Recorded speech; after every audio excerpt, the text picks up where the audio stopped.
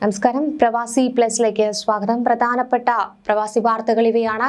പരിക്കേറ്റ് ചികിത്സയിലായിരുന്ന ഒരു കുട്ടി കൂടി മരിച്ചതോടെ മദീന അപകടത്തിൽ മരിച്ചവരുടെ എണ്ണം 5ആയി.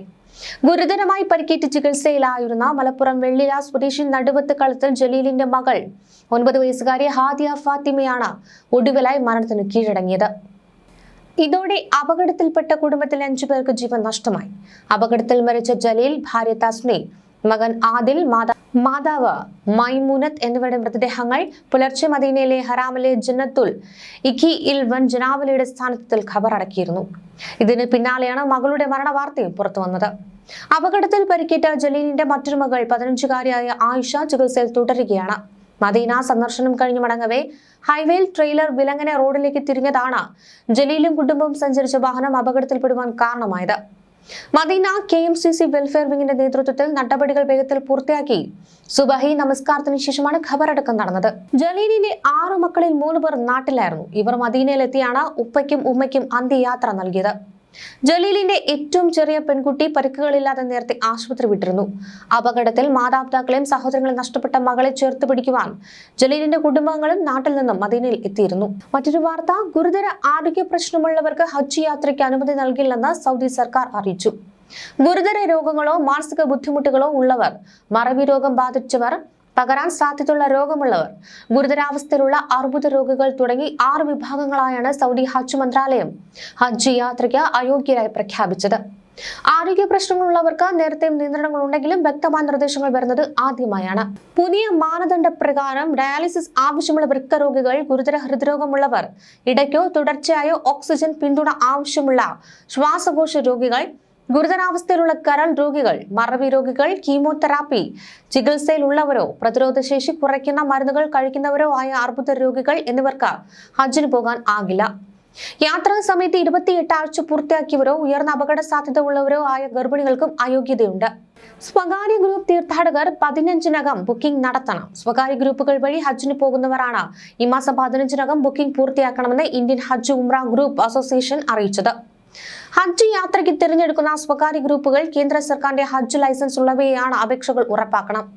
ഹജ്ജിന്റെ പ്രധാന കേന്ദ്രങ്ങളായ അറഫ, മിന എന്നിവിടങ്ങളിലെ സോൺ കാറ്റഗറി, മക്ക, മദീന താമസ സൗകര്യങ്ങളെ മാറ്റം എന്നിവയ്ക്കനുസരിച്ച് പാക്കേജ് തുകയിലെ മാറ്റം വരാം. തീർത്ഥാടകർ ഇക്കാര്യങ്ങൾ കൃത്യമായി അന്വേഷിച്ച് ഉറപ്പ് വരുത്തണമെന്നും അഭ്യർത്ഥിച്ചു. മറ്റൊരു വാർത്ത, ഒമാന്റെ മിനിമം വേതന നയം പുനഃപരിശോധിക്കുന്നതായി തൊഴിൽ മന്ത്രി ഡോക്ടർ മഹദ് ബിൻ സെയ്ദ് അൽ ബവൈൻ അറിയിച്ചു.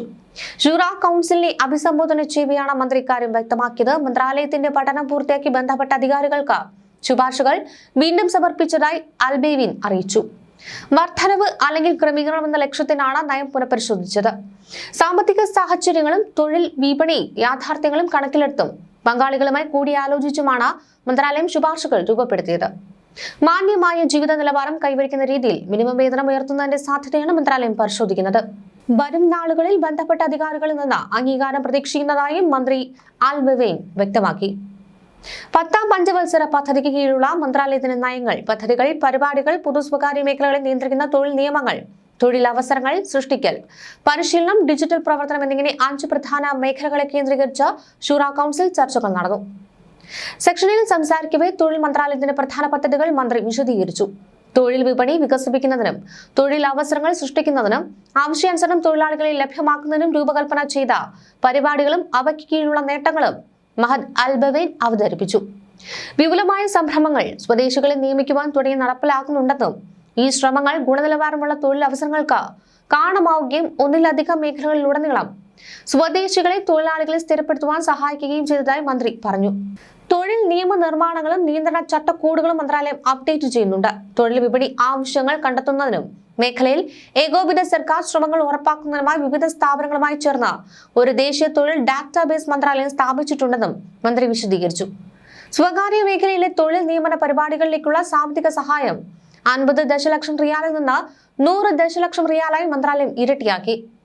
പുതിയ തൊഴിൽ വിപണിയിലേക്ക് പ്രവേശിക്കുന്നവർക്കായി 15,000 തസ്തികകളാണ് അനുവദിച്ചിട്ടുള്ളത്. 2 വർഷത്തേക്ക് പ്രതിമാസം 200 റിയാലിൽ നിന്ന് ആരംഭിച്ച് സബ്സിഡി നൽകുന്നുണ്ടെന്നും ബാക്കിയുള്ള വേതനം തൊഴിലുടമകൾ വഹിക്കുന്നുണ്ടെന്നും മന്ത്രി കൂട്ടിച്ചേർത്തു.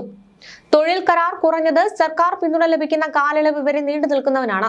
2021 മുതൽ കഴിഞ്ഞ വർഷം ഒക്ടോബർ വരെ പുതിയ തൊഴിൽ അന്വേഷകർക്കായി 2 ലക്ഷത്തിലധികം തൊഴിലവസരങ്ങൾ സൃഷ്ടിക്കപ്പെട്ടിട്ടുണ്ട് എന്ന് മന്ത്രി കൂട്ടിച്ചേർത്തു. ഇതിൽ പൊതുമേഖലയിൽ 68,333 തസ്തികകളും സ്വകാര്യ മേഖലയിൽ 81,114 തസ്തികകളും 2 മേഖലകളുമായി 50,925 പരിശീലനവുമായി ബന്ധപ്പെട്ട നിയമനങ്ങളും ഉൾപ്പെടുന്നു. മറ്റൊന്ന്, ദേശീയ കാലാവസ്ഥാ നിരീക്ഷണ കേന്ദ്രത്തിന്റെ അറിയിപ്പ് പ്രകാരം ഇന്ന് രാജ്യത്ത് പൊതുവെ തെളിഞ്ഞതും ഭാഗികവും മേഘാവൃതവുമായ കാലാവസ്ഥയായിരിക്കും അനുഭവപ്പെടുക. പകൽ സമയത്ത് സുഖകരമായ അന്തരീക്ഷമായിരിക്കുമെങ്കിലും രാത്രിയിലും പുലർച്ചെയും ഉൾപ്രദേശങ്ങളിൽ നേരിയ തണുപ്പ് തുടരും. ചില തീരദേശ മേഖലകളും ഉൾനാടൻ പ്രദേശങ്ങളും രാത്രി വൈകിയും നാളെ പുലർച്ചെയുമായി അന്തരീക്ഷത്തിൽ ഈർപ്പം കൂടുവാൻ സാധ്യതയുണ്ട്. ഇത് മൂടൽ മഞ്ഞിനോ നേരിയ കാഴ്ച തടസ്സത്തിനോ വഴിതെളിച്ചേക്കാം. കാറ്റ് പൊതുവെ ശാന്തമായിരിക്കുമെങ്കിലും ചിലയിടങ്ങളിൽ നേരിയ തോതിൽ വീശുവാൻ സാധ്യതയുണ്ട്. ഒമാൻ കടലിലും പേർഷ്യൻ ഗൾഫിലും കടൽ ഇന്ന് ശാന്തമായിരിക്കുമെന്ന് കാലാവസ്ഥാ കേന്ദ്രം അറിയിച്ചു. താപനിലയിൽ കാര്യമായ മാറ്റങ്ങളില്ലാതെ തുടരുന്നതിനാൽ ഔട്ട്ഡോർ പ്രവർത്തനങ്ങൾക്ക് അനുയോജ്യമായ ദിനമായിരിക്കുമെന്ന്. എങ്കിലും വാഹനം ഓടിക്കുന്നവർ പുലർച്ചെയുള്ള മൂടൽമഞ്ഞ ജാഗ്രതയോടെ ശ്രദ്ധിക്കണമെന്നാണ് അധികൃതർ നിർദ്ദേശിക്കുന്നത്. മറ്റൊരു പ്രധാന വാർത്ത, ജനുവരി 18 പൊതു അവധി പ്രഖ്യാപിച്ചിരിക്കുകയാണ് കുവൈറ്റ്. ഈ ദിനം ഇസ്ലാമിക വിശ്വാസികൾ പ്രത്യേക പ്രാർത്ഥനയിൽ മുഴുകാറുണ്ട്. സാമ്പത്തികമായി പിന്നാക്കം നിൽക്കുന്നവരെ സഹായിക്കുകയും ചെയ്യും. ജനുവരി 18 എല്ലാ സർക്കാർ ഓഫീസുകൾക്കും അവധിയായിരിക്കുമെന്നാണ് കുവൈറ്റ് സിവിൽ സർവീസ് കമ്മീഷൻ അറിയിച്ചത്. തിങ്കളാഴ്ച പതിവ് പോലെ പ്രവൃത്തി ദിനമായിരിക്കും. അതേസമയം അടിയന്തര സർവീസുകൾ അവധി ദിനത്തിൽ സജ്ജമായിരിക്കുമെന്നും കുവൈറ്റ് ഭരണകൂടം അറിയിച്ചു. ജീവനക്കാർക്ക് അവധി നൽകിയിട്ടുണ്ടെങ്കിലും അടിയന്തര സേവനത്തിൽ മുടക്കം വരുത്താതെ ജോലി സമയത്തിൽ ചില ക്രമീകരണങ്ങളും വരുത്തി. മുഹമ്മദ് നബി മക്കയിൽ നിന്ന് ജെറൂസലേമിലേക്കും അവിടെ നിന്ന് 7 ആകാശം കടന്നും യാത്ര ചെയ്തുവെന്നാണ് വിശ്വാസം. ജെറൂസലേമിലേക്കുള്ള യാത്രയ്ക്ക് ഇസ്രാ എന്നും അവിടെ നിന്നുള്ള ആകാശയാത്രയ്ക്ക് മിയറാജ് എന്നുമാണ് പറയുന്നത്. ആകാശയാത്രയ്ക്കിടെ സ്വർഗം, നരകം എന്നിവ പ്രവാചകന് അള്ളാഹു കാണിച്ചു കൊടുത്തുവെന്നും വിശ്വസിക്കുന്നുണ്ട്. ഈ ആകാശാരോഹണ വേളയിലാണ് എല്ലാ വിശ്വാസികളും 5 നേരം നമസ്കരിക്കണം എന്ന് അള്ളാഹു നിർദ്ദേശിച്ചത്. മക്കയിൽ തിരിച്ചെത്തിയ മുഹമ്മദ് നബി വിശ്വാസികളെ ഇക്കാര്യം അറിയിച്ചുവെന്നും ചരിത്രത്തിൽ പറയുന്നു. ഇതിനോടുള്ള നന്ദി സൂചകമായി വിശ്വാസികൾ ഈ ദിനത്തിൽ വ്രതം അനുഷ്ഠിക്കാറുണ്ട്. കൂടുതൽ സൽക്കർമ്മങ്ങളും അന്നേ ദിവസം ചെയ്യും. 2026 പുതുവർഷ അവധിക്കാലത്ത് കുവൈറ്റ് അന്താരാഷ്ട്ര വിമാനത്താവളം വലിയ യാത്രാ തിരക്ക് വിജയകരമായി കൈകാര്യം ചെയ്തിരുന്നു. Dubai, Istanbul, Jeddah, Cairo, London എന്നിവയായിരുന്നു ഈ സമയത്തെ യാത്രക്കാരുടെ പ്രധാന ലക്ഷ്യസ്ഥാനങ്ങൾ. 3 ദിവസത്തെ അവധി ദിനങ്ങളിൽ 1033 വിമാനങ്ങളിലായി 1,54,000 യാത്രക്കാർ വിമാനത്താവളം വഴി കടന്നുപോയതായാണ് കണക്കാക്കുന്നത്. യാത്രക്കാരുടെ സുഗമമായ ഒഴുക്ക് ഉറപ്പാക്കാൻ സിവിൽ ഏവിയേഷൻ അതോറിറ്റി വിപുലമായ പ്രവർത്തന പദ്ധതി നടപ്പിലാക്കിയിരുന്നു. ഈ കാലയളവിൽ 516 ഇൻകമിംഗ് വിമാനങ്ങളും 517 ഔട്ട്ഗോയിംഗ് വിമാനങ്ങളും കൈകാര്യം ചെയ്തതായും PSCA ഓപ്പറേഷൻസ് ഡയറക്ടർ മൻസൂർ അൽ ഹാഷ്മി വ്യക്തമാക്കി. PSCA വിമാനത്താവളത്തിലെ എല്ലാ സേവനദാതാക്കളുമായും ആഭ്യന്തര മന്ത്രാലയം, കസ്റ്റംസ് ജനറൽ അഡ്മിനിസ്ട്രേഷൻ ഉൾപ്പെടെയുള്ള പ്രധാന സർക്കാർ ഏജൻസികളും സഹകരിച്ചാണ് ഈ സമഗ്ര പദ്ധതിക്ക് രൂപം നൽകിയത്. ഗേറ്റുകൾ, ട്രാൻസിറ്റ് ഏരിയകൾ, ഡിപ്പാർച്ചർ, അറൈവൽ ഹാളുകൾ എന്നിവിടങ്ങളിൽ ജീവനക്കാരുടെ എണ്ണം ഇരട്ടിയാക്കിയിരുന്നു. വർദ്ധിച്ച യാത്രാ തിരക്ക് കാരണം ഇത് കൈകാര്യം ചെയ്യുവാനും സുഗമമായ യാത്രാനുഭവം ഉറപ്പാക്കുവാനും കുവൈറ്റ് വിമാനത്താവളത്തിലെ എല്ലാ വകുപ്പുകളും ഉയർന്ന സന്നദ്ധത പുലർത്തി. അവധിക്കാലങ്ങളിൽ യാത്രക്കാർക്ക് മികച്ച സൗകര്യങ്ങൾ ലഭ്യമാക്കുവാനും സേവനങ്ങൾ മെച്ചപ്പെടുത്തുവാനും പ്രവർത്തനക്ഷമത വർദ്ധിപ്പിക്കുവാനും പ്രതിജ്ഞാബദ്ധമാണെന്ന് PSCA അറിയിച്ചു.